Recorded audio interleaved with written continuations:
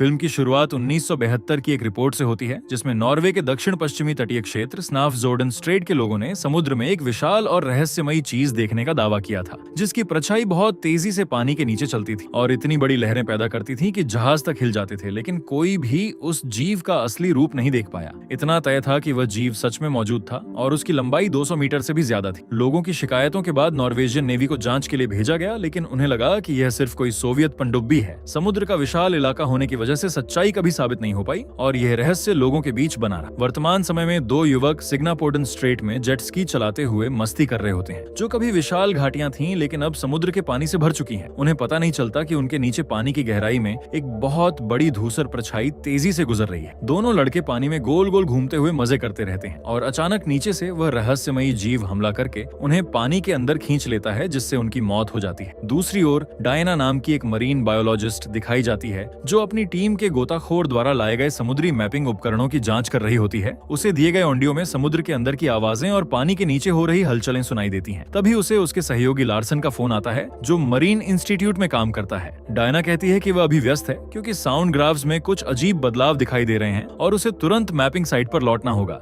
लेकिन लार्सन कहता है कि उसे उसकी जरूरत है क्योंकि वह इस काम के लिए सबसे योग्य व्यक्ति है। वह उसे वॉन्गनेस क्षेत्र के पूर्वी तट पर आने को कहता है। ये सुनकर डायना परेशान हो जाती है क्योंकि वह किसी पुराने कारण की वजह से उस जगह पर दोबारा नहीं जाना चाहती, लेकिन काम की मजबूरी में वह तैयार हो जाती है। लार्सन कहता है कि वह उसे एक वीडियो भेजेगा जो उसका फैसला बदल देगा। कार में बैठी डायना के फोन पर वीडियो आता है, जिसमें हजारों मछलियां खुद पानी से बाहर निकलती दिखाई देती हैं, मानो उन्होंने जानबूझकर अपना समुद्री घर छोड़ दिया। ये देखकर डायना उस रहस्य को समझने के लिए वहां जाने का फैसला करती है। अगले दृश्य में वह रास्ते में रुककर सोचती है कि उसे आगे जाना चाहिए या नहीं। वह अपनी कार से उतरकर अपने पुराने परिचित एरिक को फोन करती है, लेकिन वह जवाब नहीं देता। इसी दौरान नॉर्वेजियन सी फ्योर्ड वैली के ऊपर एक छोटा विमान उड़ता दिखाई देता है, जो लगभग 1.5 किलोमीटर गहरा समुद्री इलाका है और वहाँ एक विशाल फिश फार्म भी मौजूद है। ये जगह महंगी सैल्मन मछलियों की खेती के लिए मशहूर है। विमान वहाँ उतरता है और निवेशकों की टीम वेस्टर्न सैल्मन नाम के हाईटेक फ्लोटिंग कॉम्प्लेक्स पर पहुंचती है, जो पुराने युद्धपोतों के मॉड्यूल से बनाया गया है। वहाँ कंपनी का मालिक टॉमी निवेशक जिन जोंग, एक्वाकल्चर इंजीनियर एरिक और मॉनिटरिंग टेक्नीशियन जॉर्ग से सबका परिचय करवाता है। जॉर्ग उन्हें एक डेमो वीडियो दिखाता है, जिसमें बताया जाता है कि एक खतरनाक परजीवी कुछ ही घंटों में सैल्मन मछलियों को मार देता है, लेकिन उनकी सोनिक लश तकनीक खास साउंड वेव्स के जरिए उन परजीवियों को मछलियों से दूर कर देती है। निवेशकों को यह तकनीक पसंद आती है, लेकिन जिन जोंग का एक सहायक सवाल उठाता है कि उसने सुना है यह तकनीक मछलियों की ग्रोथ धीमी कर देती है और उन्हें इतना तनाव देती है कि उनका मांस खराब हो जाता है। इस पर एरिक समझाता है कि सही फ्रीक्वेंसी मछलियों के लिए फायदेमंद होती है और वही सिस्टम में सेट की गई है। वो बताता है कि बहुत कम फ्रीक्वेंसी नुकसानदायक होती है और बहुत ज्यादा फ्रीक्वेंसी पूरे समुद्री इकोसिस्टम को प्रभावित कर सकती है। ये सुनकर निवेशक थोड़ा चिंतित हो जाता है, लेकिन एरिक भरोसा दिलाता है कि उनका सॉफ्टवेयर पूरी तरह सुरक्षित और विश्वसनीय है। दूसरी ओर डायना वांगनेस शहर पहुंचती है, जहां लोग खुशहाल जिंदगी जी रहे होते हैं, क्योंकि यह जगह एक खूबसूरत पर्यटन स्थल है। वहां घूमते हुए वो अपनी पुरानी दोस्त और पुलिस ऑफिसर एनरिएट से मिलती है। संयोग से उसकी मुलाकात 7 साल बाद टॉमी और उसकी अब किशोर हो चुकी बेटी मारिया से भी होती है। मारिया जल्दी में सिर्फ उसे नमस्ते कहती है और अपने दोस्तों के साथ नाव में बैठकर निकल जाती है। इसके बाद पुलिस ऑफिसर डायना को जांच के लिए एक जगह ले जाती है, जहां वह एक बुरी तरह फटा हुआ मछली पकड़ने का जाल देखती है। सबसे हैरानी की बात यह होती है कि ऐसा सिर्फ एक जगह नहीं बल्कि आसपास कई इलाकों में हो चुका होता है। इसके बाद कहानी मारिया के ग्रुप की ओर जाती है, जो घाटी के किनारे उसी जगह मौजूद होते हैं जहां का वीडियो डायना ने देखा था। उसके साथ रोजर और पीटर भी होते हैं। वे उन लोगों के समूह का हिस्सा हैं जो वेस्टर्न सैल्मन कॉम्प्लेक्स को बंद करवाना चाहते हैं, क्योंकि उनका मानना है कि यह सुविधा पूरे समुद्री इकोसिस्टम को नुकसान पहुंचा रही है। वैन के अंदर वे लोग चर्चा करते हैं कि क्या उन्हें अपनी योजना पर तुरंत काम करना चाहिए, लेकिन मारिया उन्हें रुकने की सलाह देती है। वह कहती है कि पहले डायना को अपना काम करने देना चाहिए, क्योंकि अगर कॉम्प्लेक्स ही मछलियों की रहस्यमयी मौतों के लिए जिम्मेदार हुआ तो डायना खुद उसे बंद करवाने की कोशिश करेगी। दूसरी ओर वेस्टर्न सैल्मन कॉम्प्लेक्स में एरिक जॉर्ग को मशीनें चालू करने का निर्देश देता है। उसी समय डायना अपने पुराने दोस्त ओलाफ के साथ कॉम्प्लेक्स की ओर बढ़ रही होती है, जो एक मछुआरा और नाव का कप्तान है। ओलाफ कहता है कि डायना को इस कॉम्प्लेक्स को बंद करवा देना चाहिए, क्योंकि उसी की वजह से हजारों मछलियां मर रही हैं। आखिरकार डायना निरीक्षण के लिए कॉम्प्लेक्स के अंदर पहुंचती है, जहां जहाँ एरिक उसे देखकर हैरान रह जाता है। जब डायना बताती है कि वो मरीन इंस्टीट्यूट के आदेश पर जांच करने आई है तो एरिक जॉर्ग को उसे पूरा कॉम्प्लेक्स दिखाने के लिए कहता है। साफ नजर आता है कि डायना और एरिक का कभी बहुत करीबी रिश्ता रहा होगा, लेकिन किसी वजह से दोनों अलग हो चुके हैं, इसलिए उनकी मुलाकात काफी असहज लगती है। जॉर्ग कॉम्प्लेक्स दिखाते हुए बताता है कि इसकी संरचना में पुराने युद्धपोतों के 40 मिलीमीटर मोटे हिस्सों का इस्तेमाल किया गया है, इसलिए इसे लगभग डूबना असंभव माना जाता है। बाद में डायना को उसका कमरा दिखाया जाता है जहां वह रात बिताती है। अगली सुबह उसे नाव के जरिए निरीक्षण और समुद्र की गहराइयों की आवाजें रिकॉर्ड करने के लिए ले जाया जाता है। एरिक भी उसके साथ होता है और दोनों थोड़ी बातचीत करते हैं। तभी उनके नीचे पानी में एक विशाल परछाई दिखाई देती है। कोई बहुत बड़ा जीव धीरे धीरे उनके नीचे से गुजरता है। हालांकि दोनों सोचते हैं कि शायद वह मछलियों का बड़ा झुंड होगा। इसी दौरान समुद्र किनारे सड़क पर सैकड़ों केकड़े पानी से बाहर निकलते दिखाई देते हैं, मानो वे किसी चीज से बचकर भाग रहे हों। कुछ घंटों बाद डायना टॉमी के घर जाती है जहां उसकी मुलाकात मारिया से होती है। डायना जब उसे उसके पिता द्वारा गिफ्ट की गई नाव के लिए बधाई देती है तो मारिया खुश हो जाती है। इसके बाद वे उस वीडियो के बारे में बात करते हैं जो मारिया ने रिकॉर्ड किया था। तभी मारिया पूछती है कि डायना आखिर वहां क्यों आई है। मारिया का मानना है कि सारी समस्या कॉम्प्लेक्स की वजह से हो रही है और वे उम्मीद करती है कि डायना इसे बंद करवाने की कोशिश करेगी, लेकिन डायना कहती है कि उसका काम सिर्फ रिपोर्ट बनाना है, फैसले लेना किसी और का काम है। ये सुनकर मारिया निराश हो जाती है। दूसरी तरफ कॉम्प्लेक्स में डायना सैल्मन मछलियों से जुड़ा डेटा जांचती है और पता लगाती है कि मछलियों की मौत लगातार हो रही है जबकि परजीवियों की संख्या कम हो रही है, इसलिए मौतों का कारण कुछ और है। इसके बाद वह सोनिक लाइज मशीनों का डेटा मांगती है जिससे जॉर्ग घबरा जाता है। फिर डायना मछलियों के पिंजरों का निरीक्षण करने जाती है। दूसरी ओर समुद्र के नीचे बने एक हिस्से में टॉमी नए निवेशकों को अपने काम के बारे में प्रेजेंटेशन दे रहा होता है। तभी एरिक उसे फोन करके बताता है कि डायना निरीक्षण कर रही है और उसे डर है कि कहीं कोई खतरनाक सच्चाई सामने ना आ जाए। टॉमी उसे कहता है कि किसी भी समस्या को संभाल ले और फोन काट देता है। इसके बाद वह फिर निवेशकों पर ध्यान देता है और खुश हो जाता है जब जिन जोंग नॉर्वेजियन सी स्ट्रेट में और कॉम्प्लेक्स बनाने में रुचि दिखाता है। उधर डायना सैल्मन की जांच जारी रखती है और एरिक लगातार उस पर नजर रखता है। सोनिक लाइज मशीन के डेटा का विश्लेषण करते हुए डायना देखती है कि तेज ध्वनि तरंगों का मछलियों के दिल पर खतरनाक असर पड़ता है। वह पता लगाती है कि एक सीमा से ऊपर फ्रीक्वेंसी जाने पर मछली का दिल फट जाता है। ये खोज उसे सोचने पर मजबूर कर देती है। तभी समुद्र के नीचे कोई रहस्यमयी चीज तेजी से मशीनों से टकराती है और सिस्टम में चेतावनी सिग्नल पहुंचता है। जॉर्ग एरिक को बताता है कि वह उपकरण की जांच करेगा और डायना भी उसके साथ जाती है। तभी कॉम्प्लेक्स के नीचे से जोरदार थक थक की आवाज आती है जो दोनों का ध्यान खींचती है, लेकिन वे इसे खतरा नहीं मानते। जब एरिक मशीन के अंदर जांच करता है तो उसे कोई अजीब जैविक चीज मिलती है जिसे वे पहचान नहीं पाते। डायना तुरंत उसे रिसर्च के लिए लैब में ले जाती है। जांच करने पर उसे पता चलता है कि वह एक अनजान प्रजाति है जिसमें गहरे समुद्र में रहने वाले जीवों जैसी विशेषताएं हैं और उसके शरीर पर चमकदार फास्फोरस वाला पदार्थ मौजूद है। दोनों हैरान हो जाते हैं कि इतनी गहराई में रहने वाली प्रजाति सतह के इतने करीब कैसे आ गई। तभी एरिक देखता है कि उस जीव का थोड़ा सा तरल डायना के चेहरे पर गिर गया है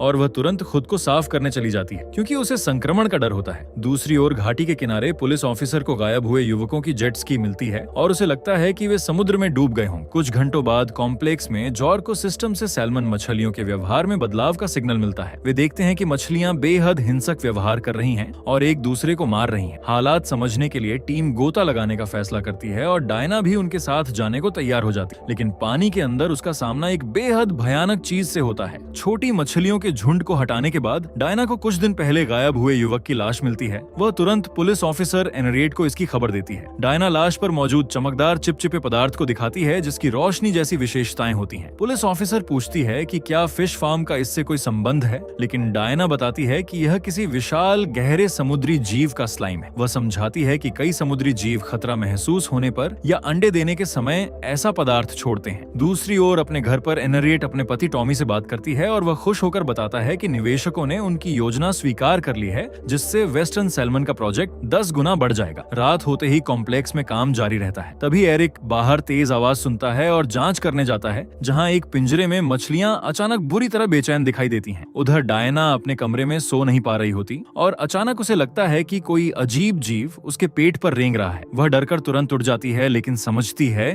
कि यह सिर्फ उसका भ्रम था। अगली सुबह घाटी के किनारे कुछ लोग कैनोइंग की प्रैक्टिस कर रहे होते हैं। उन्हें पता नहीं चलता कि पानी के नीचे कई विशाल टेंटिकल्स सतह की ओर बढ़ रहे हैं। तभी एक लड़की पानी में फ्लिप करने के लिए जाती है और अचानक उसकी कैनो समेत उसे गहराई में खींच लिया जाता है। बाकी लोग पहले कुछ समझ नहीं पाते, लेकिन जल्द ही उन पर ऑक्टोपस जैसे विशाल टेंटेकल्स हमला कर देते हैं। कुछ मिनट बाद पानी फिर शांत हो जाता है, मानो वहाँ कुछ हुआ ही ना हो। दूसरी ओर डायना समुद्र की गहराइयों की आवाजें सुन रही होती है, तभी उसके हेडफोन में किसी दहाड़ जैसी गहरी आवाज गूंजती है। वह उस बुआए तक पहुंचती है जहां से आवाज आई थी और डिवाइस निकालकर जांच करती है। इस रहस्यमयी आवाज से परेशान होकर वह अपने पुराने दोस्त ओलाफ से उन अफवाहों के बारे में पूछती है जो उसने बचपन में न्यूज वालों को बताई थी। ओलाफ कहता है कि उसने धुंध के बीच समुद्र का पानी ऐसे हिलते देखा था जैसे नीचे कोई विशाल चीज मौजूद हो। उसे केवल एक बहुत बड़ी रहस्यमयी परछाई दिखाई दी थी जो थोड़ी देर बाद गायब हो गई। यह सुनकर डायना और ज्यादा उलझन में पड़ जाती है और सोचने लगती है कि क्या सच में इतना विशाल जीव मौजूद हो सकता है। इसी बीच शहर के पियर पर पुलिस ऑफिसर को फिर बुलाया जाता है। वहां पहुंचकर वह किनारे पर फेंकी हुई कैनो देखती है और उनमें से एक में आधा कटा हुआ शव मिलता है। यह दृश्य एनरिएट को बुरी तरह हिला देता है। वह कैनो पर बने गोल निशानों को भी नोटिस करती है। दूसरी ओर कुछ पर्यटक नाव में घूमते समय लगभग हादसे का शिकार हो जाते हैं जब उनकी नाव किसी बड़ी चट्टान जैसी चीज से टकराती है जो अचानक पानी से उभर आई थी। कॉम्प्लेक्स में डायना समझ जाती है कि मशीन की आवाजें और फ्रीक्वेंसी घाटी की सबसे गहरी जगह तक पहुंच रही हैं। वह एरिक से कहती है कि इस डिवाइस का इस्तेमाल जारी रखना सुरक्षित नहीं है क्योंकि इसकी आवाज लगभग 2 किलोमीटर दूर तक सुनी गई है। एरिक को यह बात असंभव लगती है क्योंकि उसने सिस्टम में सिग्नल ब्लॉकर लगाए थे ताकि कम फ्रीक्वेंसी सिर्फ आसपास तक सीमित रहे, लेकिन डायना साफ कहती है कि उसकी मशीन खराब है और पूरा इकोसिस्टम प्रभावित हो रहा है। सच जानने के लिए एरिक मॉनिटरिंग रूम में जाकर जॉर्ग से डेटा चेक करवाता। फिर वह टॉमी को फोन करके गुस्से में पूछता है कि उसने सोनिक लाइस के सिग्नल ब्लॉकर बंद क्यों किए। वह कहता है कि इससे पूरी घाटी और समुद्री जीवन नष्ट हो सकता है, लेकिन टॉमी खुद को सही साबित करने की कोशिश करते हुए कहता है कि डायना झूठ बोल रही है ताकि एरिक उसकी बात मानकर प्रोजेक्ट बंद कर दे। टॉमी उसे समझाता है कि अगर सब ऐसे ही चलता रहा तो निवेशक और ज्यादा पैसा लगाएंगे और वे सब अमीर बन जाएंगे। इतना कहकर वह फिर फोन काट देता है जिससे एरिक गुस्से से भर जाता है। दूसरी ओर समुद्र के नीचे बने हिस्से में टॉमी कुछ दस्तावेज तैयार कर रहा होता है। तभी दूसरे युवक की लाश अचानक कांच के बाहर दिखाई देती है जिससे वहां मौजूद सभी लोग डर जाते हैं। लैब में डायना उस रहस्यमयी जीव के बारे में और जानकारी निकालती है और अपने साथियों को बताती है कि जो जीव मिला था वह सिर्फ एक परजीवी था, यानी उसका असली होस्ट कोई बहुत बड़ा जीव है। अब एरिक को डर होने लगता है कि उनकी मशीन ने पूरे इकोसिस्टम को बिगाड़ दिया है, इसलिए वह सोनिक लाइस सिस्टम बंद करने का फैसला करता है। लेकिन जॉर्ग, जो टॉमी की सोच से सहमत है, कहता है कि वह ऐसा नहीं होने देगा। दूसरी ओर पियर पर जहां बच्चे पानी में खेल रहे होते हैं, वहां अधिकारी सभी लोगों को तुरंत पानी से बाहर आने को कहते हैं और अगला आदेश मिलने तक वापस न जाने की चेतावनी देते हैं। ये फैसला लगातार हो रही मौतों की वजह से लिया जाता है। आखिर में टॉमी अपने कॉम्प्लेक्स पहुंचता है जहां डायना उसका सामना करती है और कहती है कि सोनिक लाइस की फ्रीक्वेंसी पूरे समुद्री इकोसिस्टम को प्रभावित कर रही है और इसकी वजह से सिर्फ सतह के जीव ही नहीं बल्कि समुद्र की गहराइयों में रहने वाले जीव भी प्रभावित हो रहे हैं। लेकिन फिर भी टॉमी अपने पैसे कमाने के स्रोत को बंद करने से मना कर देता है। इसी बीच मारिया और उसका ग्रुप चोरी छिपे डाइविंग सूट पहनकर कॉम्प्लेक्स के पास पहुंचता है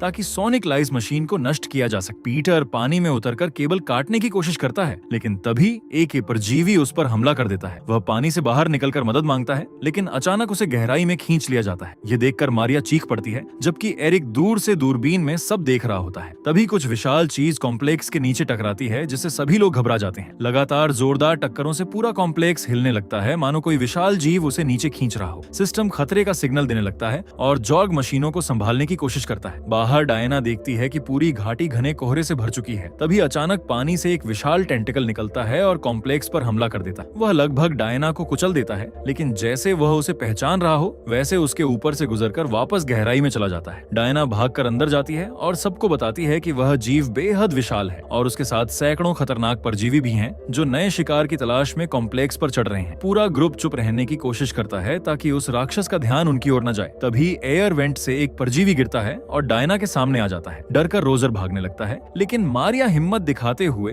उस परजीवी को कुचल देती है। कंट्रोल रूम में जॉर्ग और एरिक महसूस करते हैं कि पूरा कॉम्प्लेक्स अपनी जगह से खिसक रहा है। एरिक बाकी लोगों को बुलाने जाता है और उसी समय जॉर्ग एक विशाल टेंटिकल को केबिन से टकराते देख डरकर भाग जाता है। कॉरिडोर में अचानक एक टेंटिकल हमला करता है और मारिया को पकड़कर ले जाता है। ये देखकर डायना बुरी तरह घबरा जाती है, लेकिन बाकी टेंटिकल्स भी कॉम्प्लेक्स में घुस चुके होते हैं, इसलिए कोई उसे बचाने नहीं जा पाता। पूरा ग्रुप किसी तरह दूसरे हिस्से में भाग जाता है, जबकि टॉमी अपनी बेटी के लिए चिल्लाता रहता है। तभी वह विशाल जीव दोबारा दिखाई देता है और टॉमी को उसका सामना करना पड़ता है, लेकिन कुछ देर बाद वही जीव मारिया को वापस कॉम्प्लेक्स में छोड़ देता है। टॉमी उसे गले लगाता है, लेकिन तभी दोनों पानी में गिर जाते हैं और टॉमी को टेंटिकल पकड़कर नीचे खींच लेता है, जहां वह उस राक्षस का शिकार बन जाता है। दूसरी ओर जॉर्ग घायल रोजर को देखता है, लेकिन पता चलता है कि एक परजीवी उसके शरीर को होस्ट बनाकर अंदर से खा रहा है। डरकर जॉर्ग पीछे हटता है, लेकिन वह परजीवी उसके चेहरे पर काला चिप चिपचिपा पदार्थ फेंक देता है। दर्द से चीखता हुआ जॉर्ग उस विशाल जीव का ध्यान अपनी ओर खींच लेता है और कुछ ही देर में पूरा कंटेनर समुद्र की गहराई में खींच लिया जाता है। उधर डायना को एक विशाल टेंटिकल घेर लेता है और वह एयर डक्ट में भागती है। जीव उसकी हरकतों को महसूस करते हुए उसका पीछा करता है, लेकिन डायना किसी तरह दूसरे हिस्से में पहुंच जाती है। कुछ देर बाद वह टेंटिकल फिर लौटता है और इस बार उसकी गर्दन जकड़ लेता है। तभी एरिक चुपके से कुल्हाड़ी लेकर आता है, लेकिन डायना उसे हमला करने से रोक देती है क्योंकि इससे कोई फायदा नहीं होगा। तब एरिक एक नाव का इंजन चालू कर देता है, जिसकी आवाज सुनकर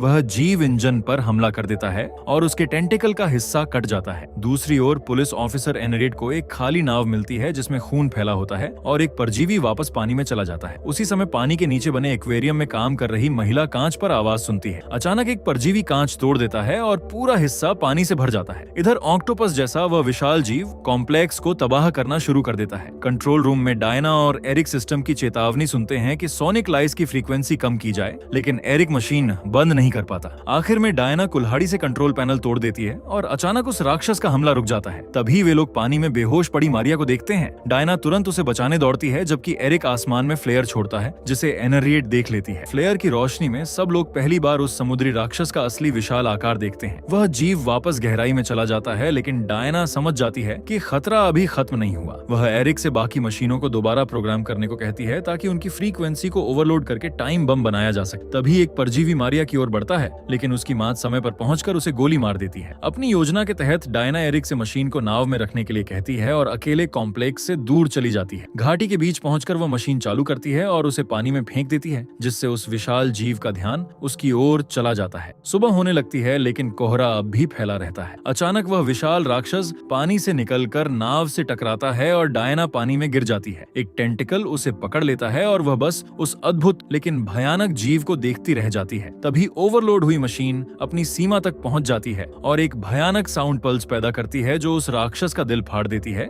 ठीक वैसे ही जैसे मछलियों के साथ हुआ था। लेकिन डायना की ऑक्सीजन खत्म हो जाती है और उसकी ताकत जवाब दे देती है। कुछ देर बाद एरिक, मारिया और एनरेट उसे खोजने पहुंचते हैं। तभी कोहरे के बीच ओलाफ दिखाई देता है और बताता है कि उसने डायना को बाहर निकाल लिया है। लेकिन यह खुशी ज्यादा देर नहीं टिकी, क्योंकि डायना उस डाइव से बच नहीं पाती। अपनी जान देकर वह पूरे क्षेत्र को बचा लेती है। हालांकि उस जीव की प्रजाति पूरी तरह खत्म नहीं हुई थी, क्योंकि नॉर्वेजियन समुद्र की गहराइयों में उसका एक अंडा अब भी मौजूद था, जो भविष्य में फिर से आतंक फैलाने वाला था।